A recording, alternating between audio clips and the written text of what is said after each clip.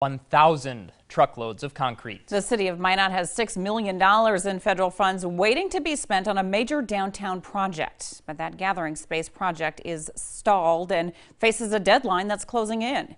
Jim Olson reports on gathering frustrations over the gathering space.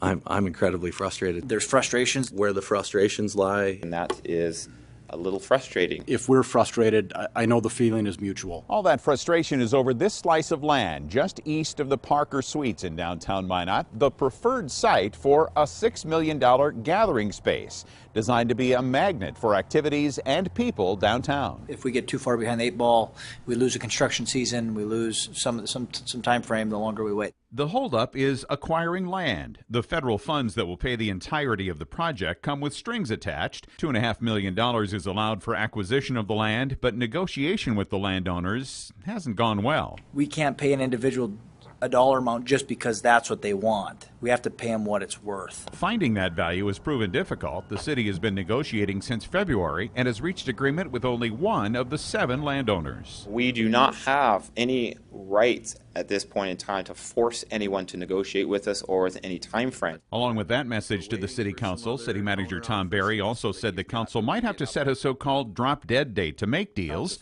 after which the city would have to move on to a different site. That idea, backed by some on the council as a backup plan, was panned by Alderman Josh Wolski. I have continued to hear that chatter or that murmur in the background that this has always been about trying to move to another location at some point. That assertion brought a spirited denial from Berry. And I want to make very clear, it is not the city staff that is trying to go for another project site. In the end, the council decided to keep negotiating trying to buy this land, but to do so quickly. If the federal $6 million isn't spent within 40 months, it goes away. And I bet many people would find that frustrating. Jim Olson, KX News. The federal money for the gathering space comes from Minot's Resiliency Award. Still a lot of things tiring out there. 2 Midwest U.S. senators want more research